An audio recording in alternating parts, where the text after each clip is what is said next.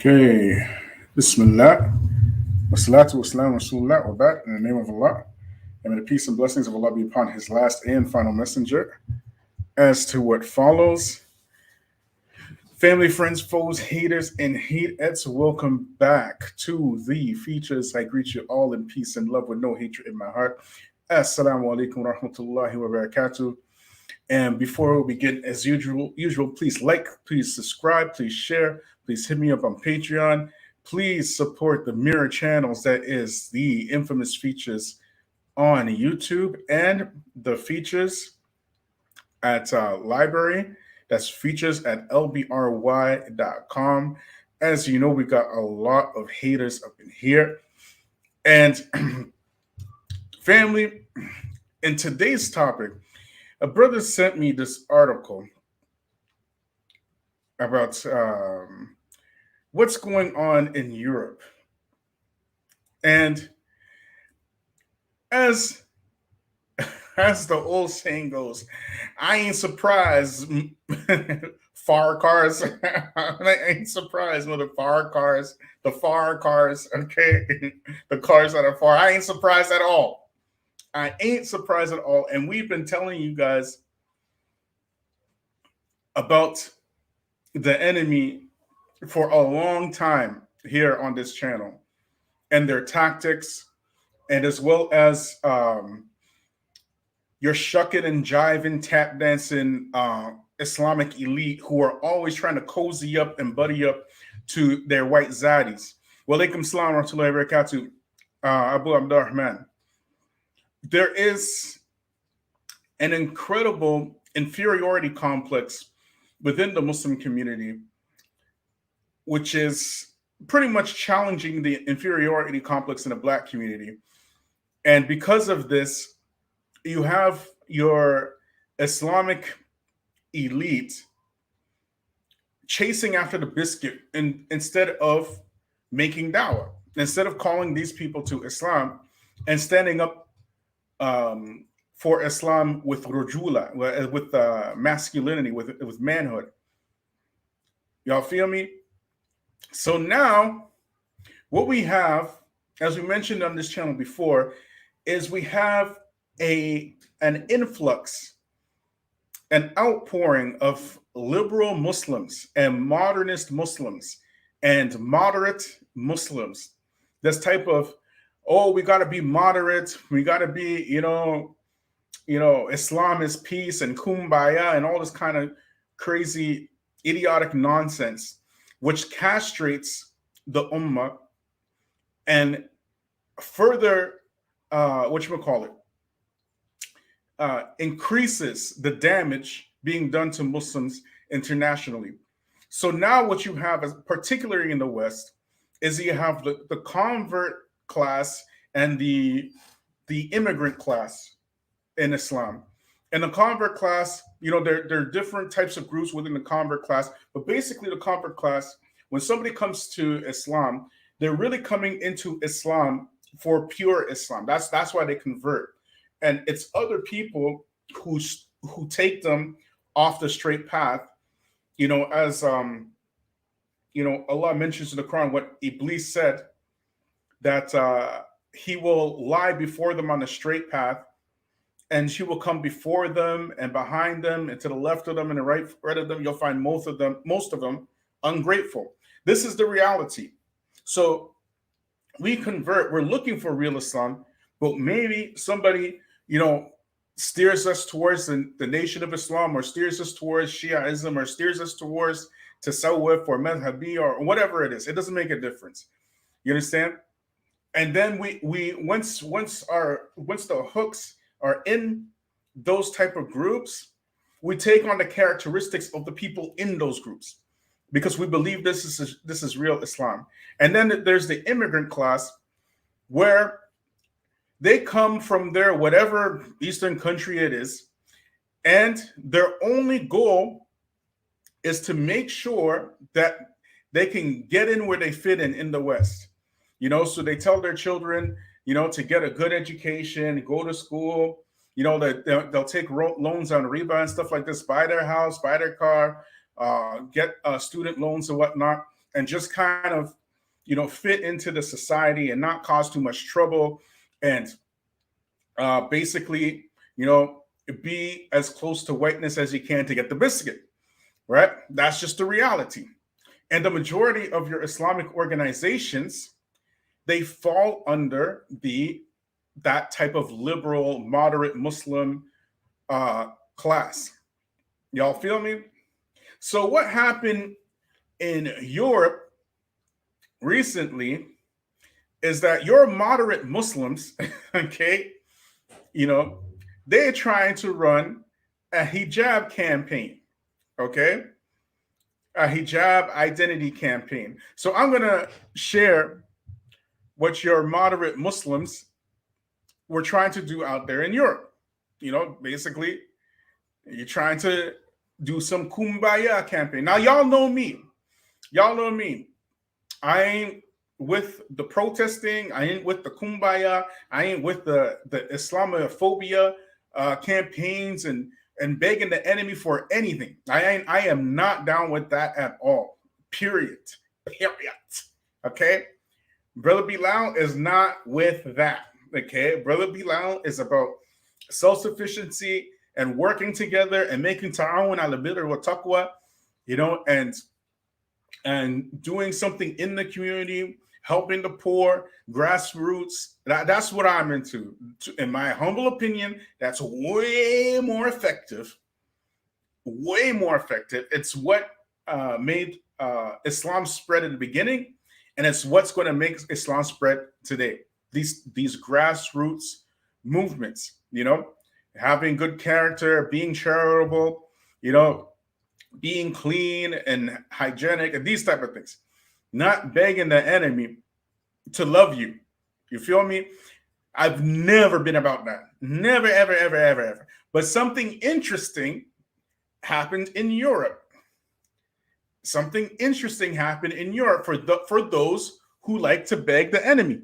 Okay, those Muslims who like to beg the enemy, they're in a very interesting position now. So let me put this back up.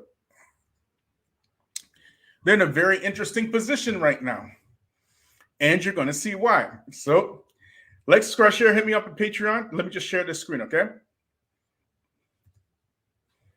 1 second, y'all. Where is that article? I just had it up here.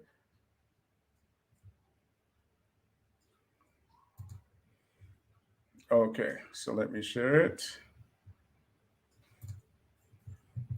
Yeah, we coming in hot today.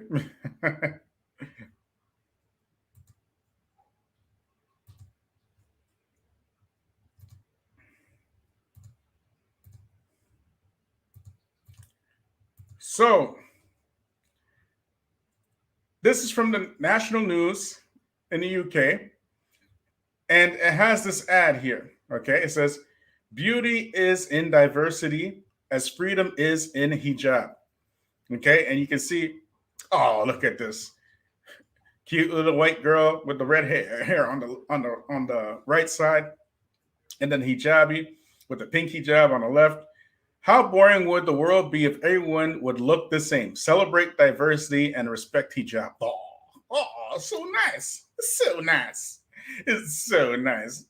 Let's all kumbaya and be one and hold hands and right? Right?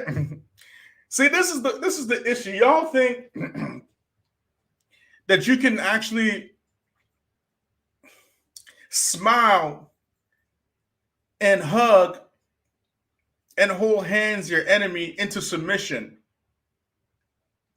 And Allah has not created the religion of Islam like that. And He's created the good and He's created the evil.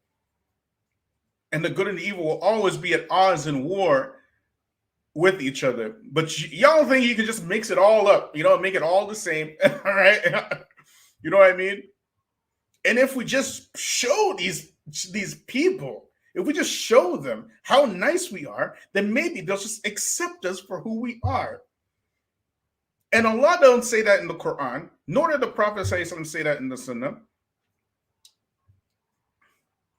Rather, Allah says in the Quran that they will never be happy with you until you are like them. And that is just a fact. Allah is telling you this. So your job, yes, you're supposed to show good manners. Yes, you're supposed to smile and give sadaqah. All this stuff is correct. But what you ain't supposed to do is to be begging them to like you, and not telling the truth at the same time. You feel me?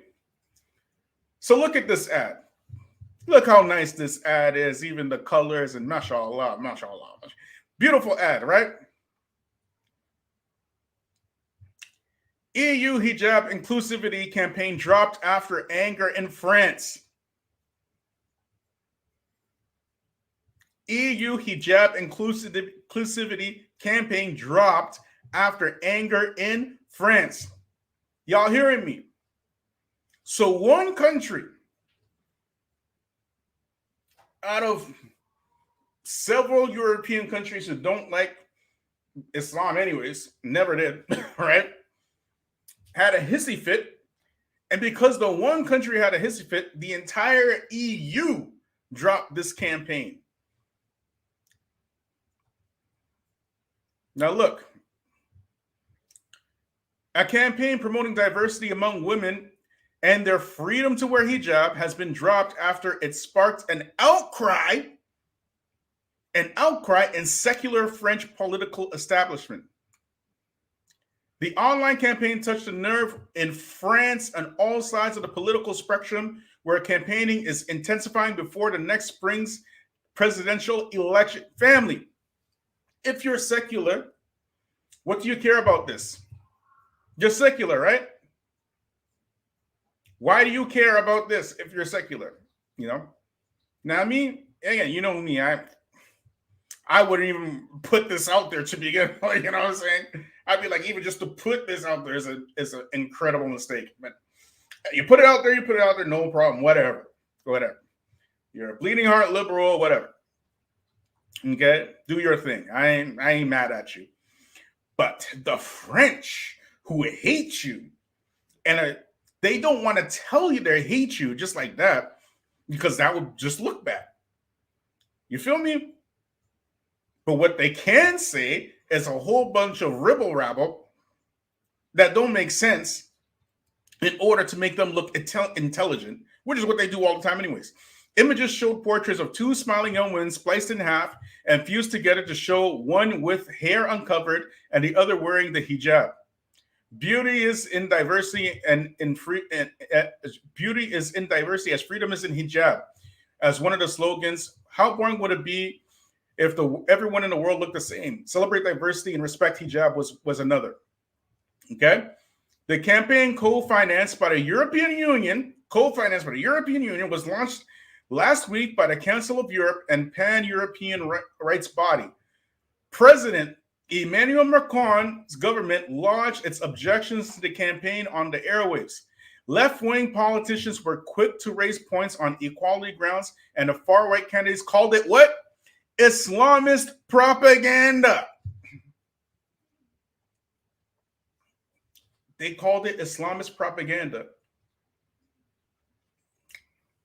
But I promise you, see how they call this Islamist? This. Let me show y'all something, man. This right here, according to your French white zaddies, this right here is Islamist propaganda. But this isn't. This is not Islamist propaganda.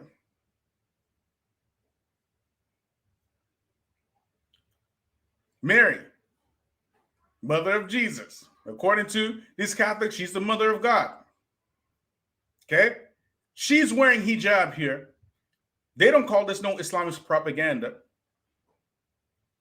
And this non-Islamist propaganda is everywhere in France. But this right here, that's not Islam. That's Islamist propaganda. According to these, your enemy and my enemy, and the enemy of Allah.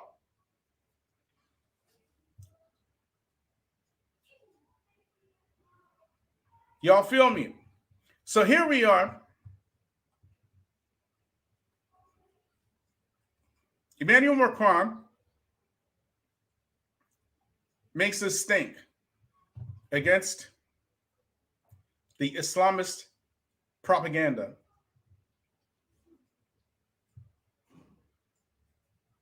Okay. Sarah Al-Ahari, Minister for Youth, said France disapproved because the council was encouraging the wearing of the hijab, something the government in Paris has sought to regulate in public life from the far right. Marine Le Pen and Eric Zemmour also criticized the campaign.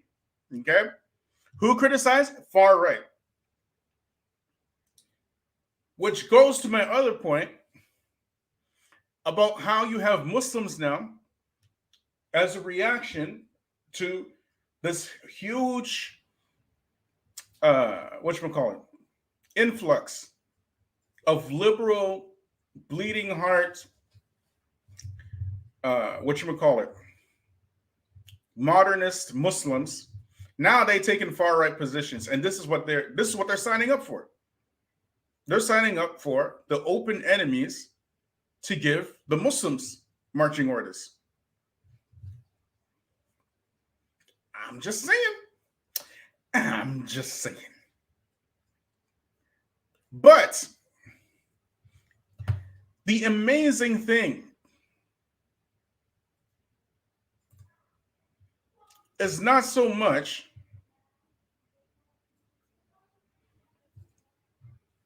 that your enemy is doing what your enemy does, because we ain't surprised. We ain't surprised, up in here. You know what I mean? The amazing thing is that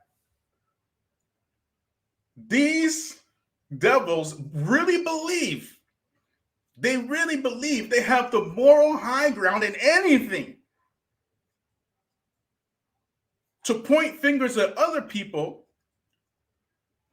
and tell them what they can or can't do. That's the amazing thing. Y'all hear me? Like what? What do you mean, Bilal? I'm about to show you.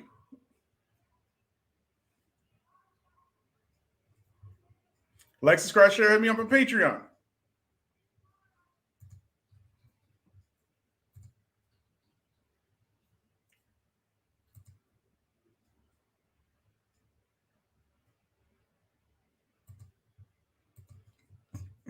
See, I don't know, man. Look here. French forces have been deployed in Mali since 2013 as a part of an effort to fight against who? Jihadist groups in the country's north. France's Operation Serval later changed that operation to Barkhane and since expanded to include other countries in the Restiv Sahel region. How many of y'all know what's going on in Mali right now?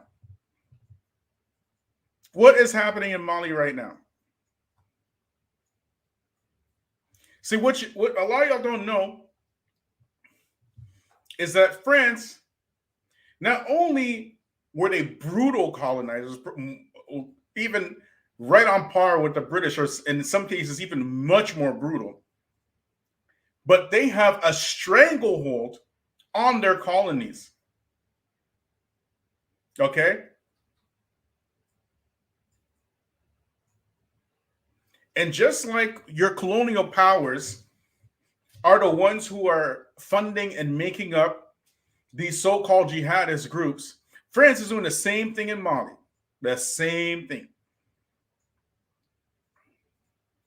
You understand? Same thing in Mali, same thing in Mauritania and Niger. You know what I mean? They are doing their imperialism tactics in African countries, but not only that, they up until this very day, these same countries are being taxed all the way up to 30% for their resources, in which they send to France, and then France refines those resources and sells it back to the countries in which they stole it from to begin with. And they have the nerve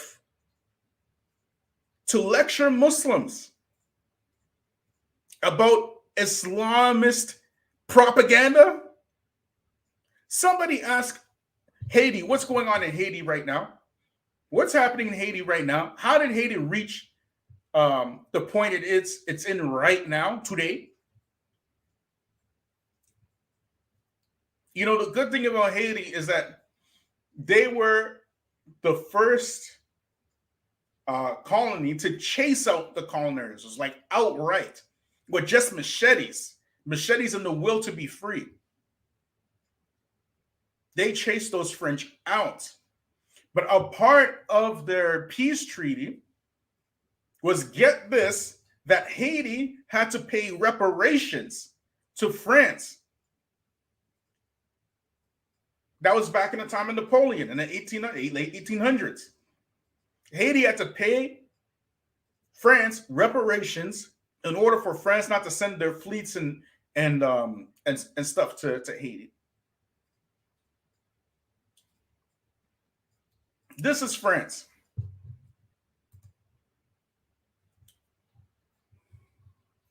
Macron asked Rwanda to forgive France over the 1994 genocide rule.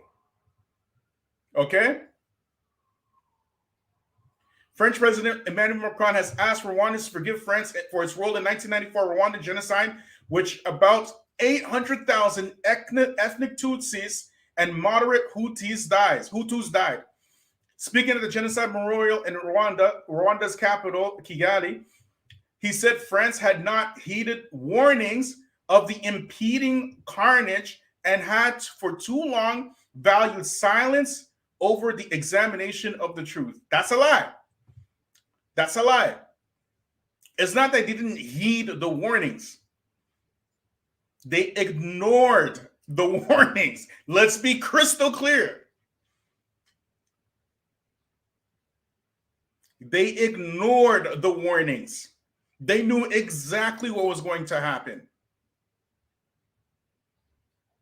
These are the people that are lecturing you about Islamist propaganda. But the sad thing about all of this is some of y'all will actually call it Islamist propaganda.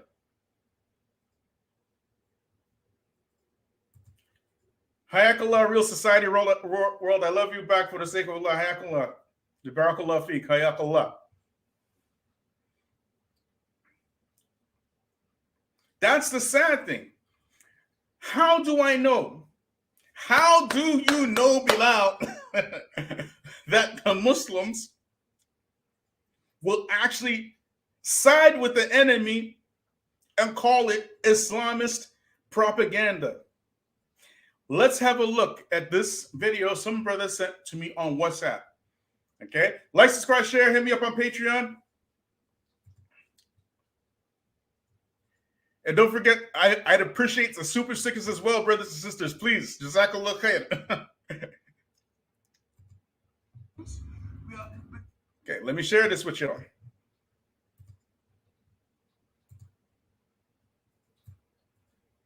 Y'all think it's games. These guys are not playing no games. Now I'm going to play this clip. Brother sent this to me.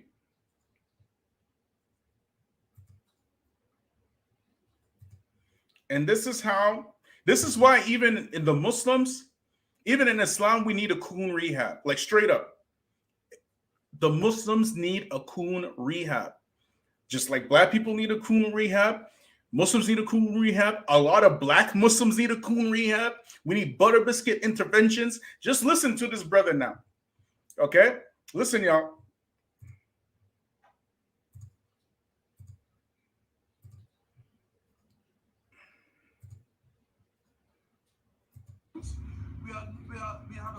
Okay, let me rewind this. Turn the volume up for y'all.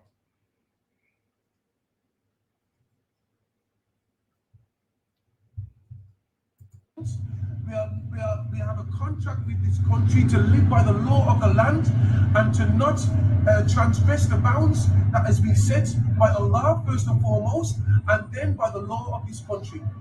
Islam does not permit the killing of innocent women and children. How does this like balance? I'll go play it again. We have a contract with this country to live by the law of the land and to not transgress the bounds that is set by Allah first and foremost, and then by the law of this country. Islam does not permit the killing of innocent women and children. How does this? Okay, now if you look in the background here, you're going to see suicide bombings and kidnappings. Permissible or legislated? Is it permissible or legislated in Islam? Right. So they're giving a an anti-terrorism booth, right? But Bilal, what's wrong with that? Like, what's wrong with the anti-terrorism? What's wrong with what he said? We'll play it one more time, so y'all, because I want to know if I'm going crazy here. Okay. We have a contract with this country to live by the law of the land and to not transgress the bounds that has been set by Allah first and foremost, and then by the law of this country. Islam does not permit the killing of innocent women and children. Now, if he said Islam does not permit the killing of innocent women and children and left it at that, I would not have a problem with that. If he said that Islam, does not allow Muslims to break the contracts of the countries in which they're living under, I wouldn't have a problem with that either. But what he said was, we are not allowed to break the contract of the country, of this particular country, meaning Britain, the colonizers. Am I going crazy here? Am I losing my mind? So if you must obey according to the brother, you have to obey the laws of the country. Let's listen to it again, because I want to make sure I'm not going nuts here. I want to make sure I'm not making it like getting too deep or stuff, right? We have a contract with this country to live by the law of the land. We have a contract with this country to live by the law of the land, right? I mean, anybody living in any country technically has a contract to live in those countries, to live by the laws of the land, correct? Correct, right? I mean, that's a technical thing, right? That's a technicality. But he specified Britain. He specified laws of this country. He didn't make it a general thing. Y'all hearing me? So now, the question becomes, what is the history of this land concerning Muslims and Black people? What is the history? What's the recent history, y'all? Let me take you back to the Iraq War. Shall we? Shall we do this now?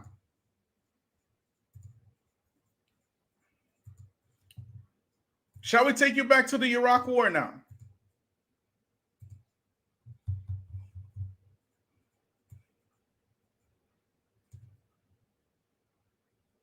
Estimated war-related deaths poses many challenges. Experts distinguish between population-based studies, which extrapolate from random samples of the population, and body counts, which tally reports deaths and likely significantly underestimate casualties. So whatever numbers you're getting here is significantly underestimated, okay? Population-based studies produce estimates that of the number of Iraq war casualties ranging from 151,000 violent deaths as of June 2006. That's way back in June 2006, okay? As per Iraq Health Survey, to 1,033,000 excess deaths as per 2007 opinion. The Iraq war started in 2003, and they're basically telling you between the time span to 3 to 4 years, 1 million people conservatively died violently. And we don't know what that number is today. But why are you bringing this up, Bilal? Who was the first country? Yeah, our family. Who was the first country from the Western European established, what you call it, uh, powers, global superpowers that came and supported the USA in the Iraq War? Put it in the chat, please. Put it in the chat. Who was the first country?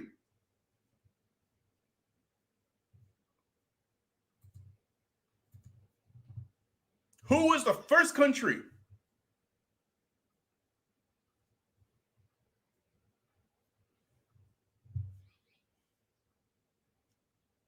Who was the first country? Which country was it?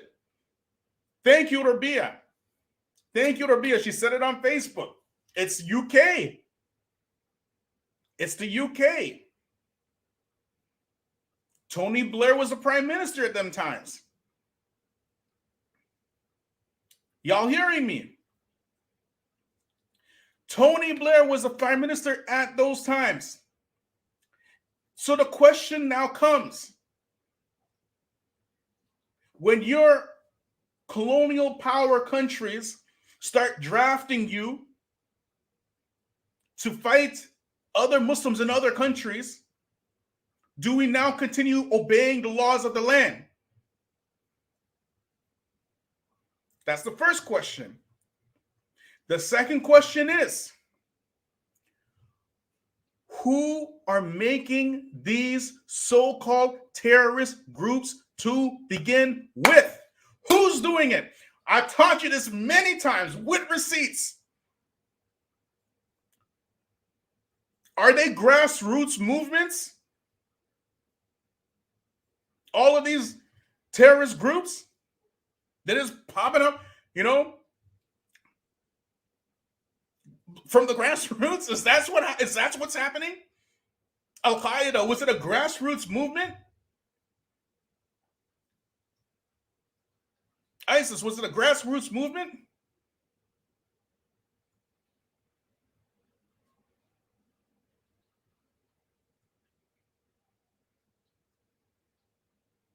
Who funded and armed and trained Al Qaeda? Who was it? Which country was it? Put it in the chat, please. Thank you. Rabia again. CIA. Thank you. CIA did it. So if you are really serious about fighting terrorism, as you say and you claim you are, then who should you be fighting? I'm just saying. 20 years and $2 trillion later in Afghanistan to fight Taliban. 20 years and $2 trillion later to fight the Taliban. And who's running Afghanistan today? Who's doing it?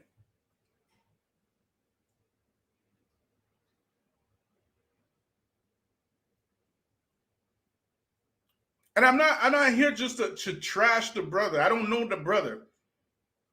But I do know the tactics of the enemy. I know exactly what they do. And they've been doing these tactics since the 60s. It's nothing new.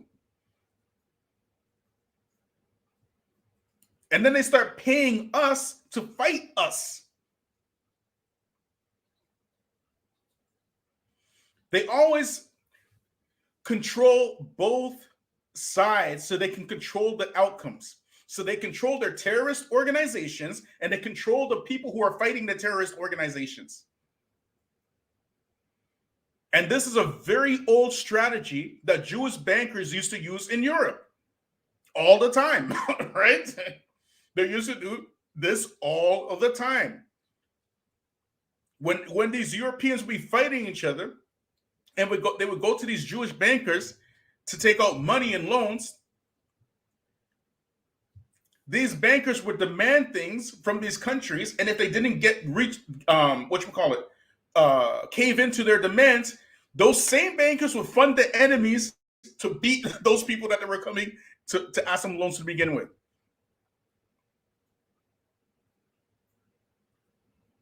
Y'all hearing me? So if you are serious about fighting terrorism as you say you are, you only need to do one thing and one thing only, and that's follow the money. Follow the money. Boko Haram is not producing their own weapons. Al-Shabaab is not producing their own weapons. ISIS is not producing their own weapons. Somebody is arming these people to keep the money train of the military industrial complex going. That's it.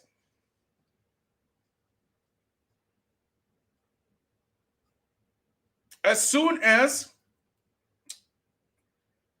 Biden decided that he wanted to leave Afghanistan, not even a week later, they did a drone strike on a family, killing children, innocent, you name it. And they said they were striking against who?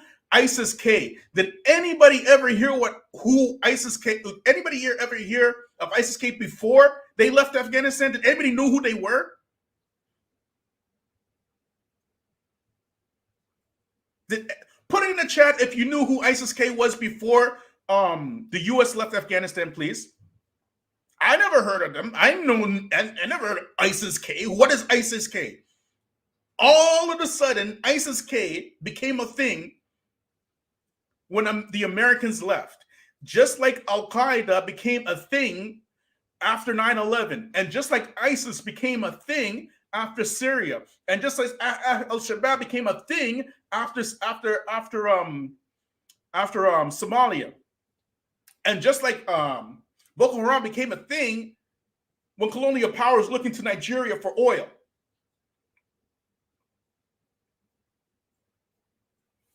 Y'all hearing me?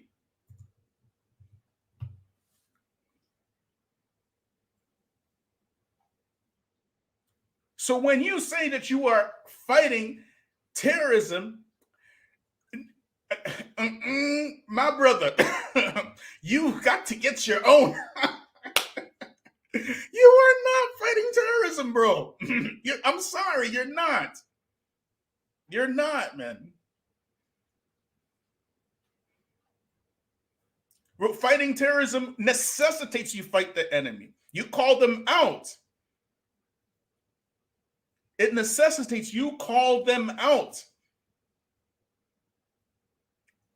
Every single geopolitical problem on earth today is a direct result of European and Western colonial powers, bar none. All of them.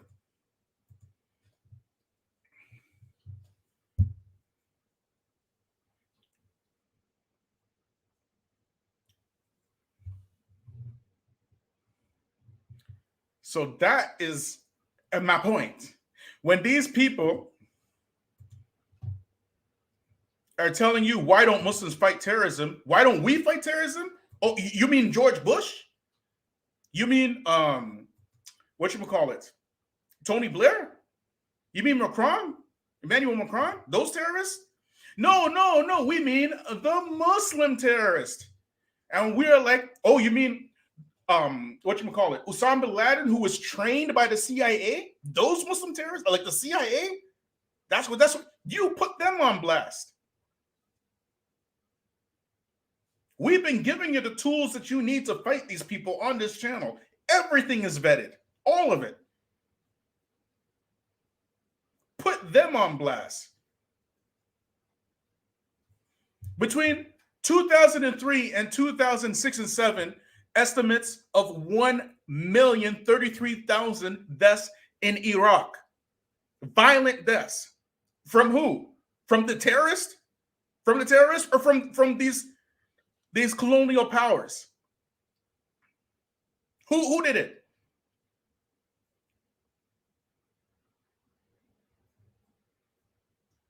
The issue is that you let these people define terms for you, and you go for it every single time.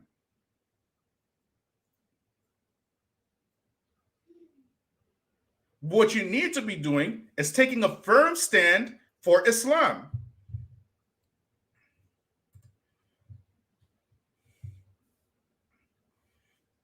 That's what you need to be doing. So you can kill 1 million people and call it freedom, but you can fund the destruction of buildings in your own country, call off your military on the same day, demolish those buildings, blame the Muslims for it, for 3,000 people, but that's terrorism. That's terrorism. 19 Saudis, all found alive, that you said that flew these planes. How you fly a plane into a building and then come back alive in a different country somewhere? How you do that? Y'all are asking the wrong friggin', sorry to say it like that, but you're asking the wrong friggin' questions and you're saying the wrong damn things. Tell the truth. Sorry to put it like that, man. But just tell the truth and don't be afraid of these people. Don't be afraid of them. Be afraid of Allah.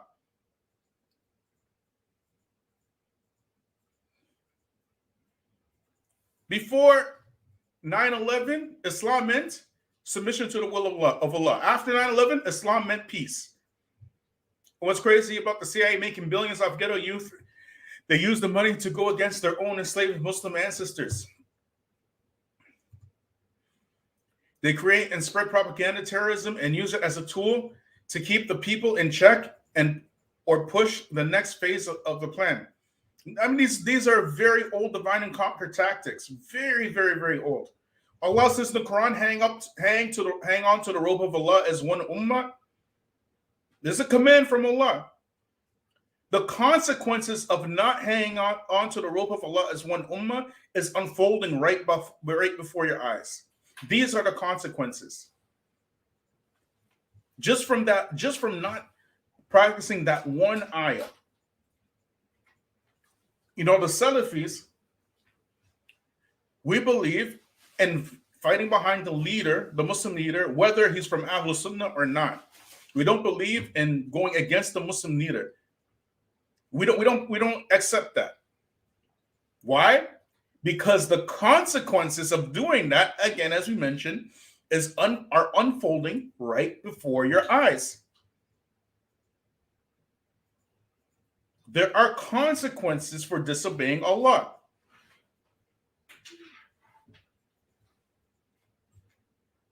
There are consequences for opposing the Sunnah. These are the facts.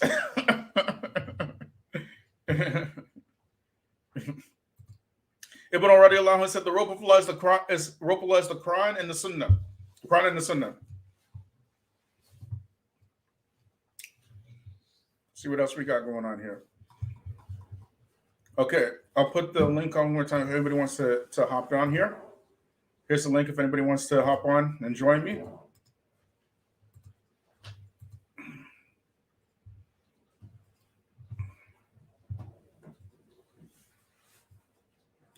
But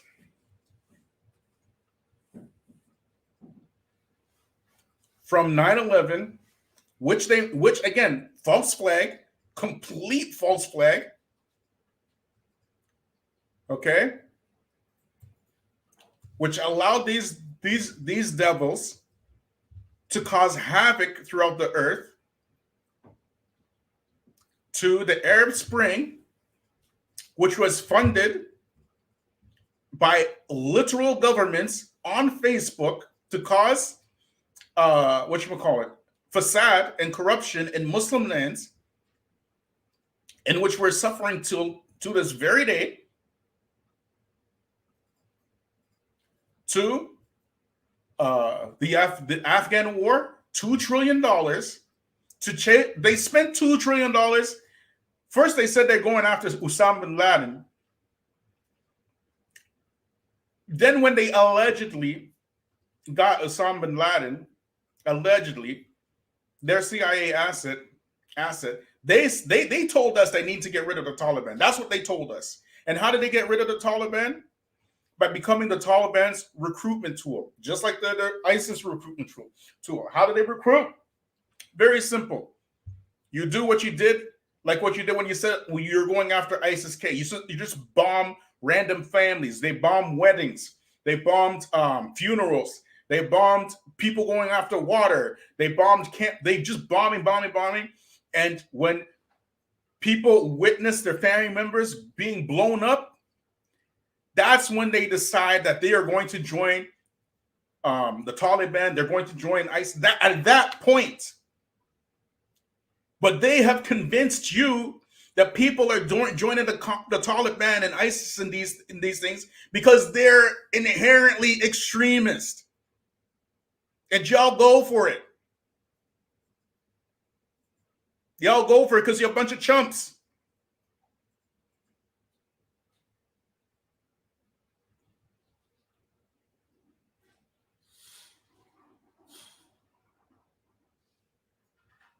It's totally insane. They murder indiscriminately men, women, children. It don't make a difference. And not only that, they don't just stop there, but they have black sites throughout the world where they just indiscriminately arrest random people like Abu Ghraib and Guantanamo Bay, and these types of places. People have been in these black sites for decades, being tortured without being charged with a crime, and they don't care. They know these people ain't criminals. They're just torturing them.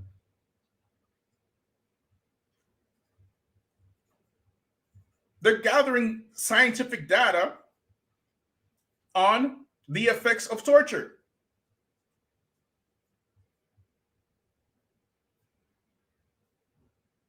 Right now, today, as we speak in the United States, Imam Jamil Al-Amin has been in jail for 2 decades for a crime he did not commit. And y'all shucky ducky Muslims out here arguing about some arbitrary issue between sex. And you wonder why we're losing. That's why we're losing. Y'all know my position. In this channel here, we get all kinds of people coming here. You know, I got Sufis, Salafis, Shia, Nation, even some Christians come here and watch this channel. But the one thing you never see me do, you've never seen me otherize people. You never see me alienate anybody else. I make my position clear. I'm Salafi. I believe this is the haqq. And anybody who wants to know about Salafiyah, I'm happy to talk to them about it, as long as it's in a respectful manner. Because that is the dawah of the Prophet Muhammad sallallahu alaihi wasallam. That's what I believe. Respecting people. Being charitable. Y'all will cut off an entire Muslim because of a disagreement. Like what MG said right here. Exactly. Entire arguments of where to put your hand in salah. Leave that for the ulama. The ulama take care of that stuff anyways. If you want to know this stuff, why are you arguing with other people on the internet? People you don't know and they don't know you and you don't care about them and they don't. Like, why? If you're really sincere about that stuff, ask an alim, ask a scholar. That's our religion. Ask the people of knowledge we don't know. Wa alaikum salam. Alaikum salam, MG. That's our religion.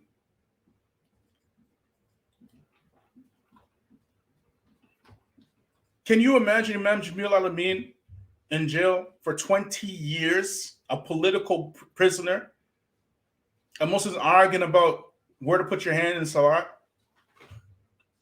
That's where our priorities lie.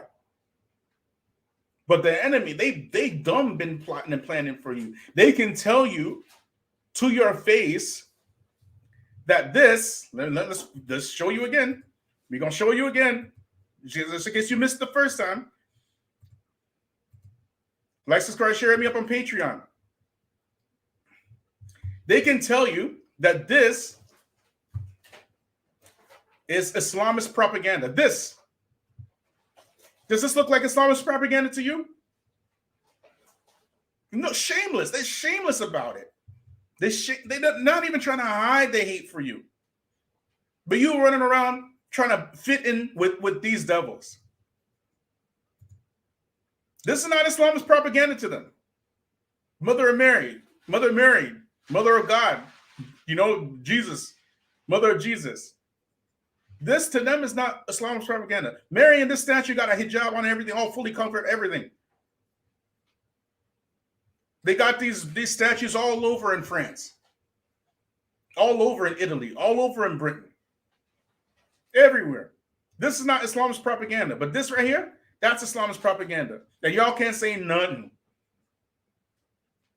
You're just trying to prove how soft and castrated and emasculated you are in front of the enemy and non-threatening and protesting and trying to fit in. That's all you're trying to do.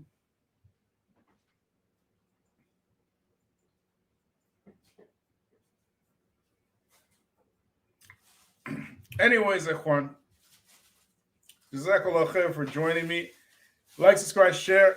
Hit me up on Patreon. I came to you in peace and I leave you in peace. Assalamu alaikum wa rahmatullahi wa barakatuh.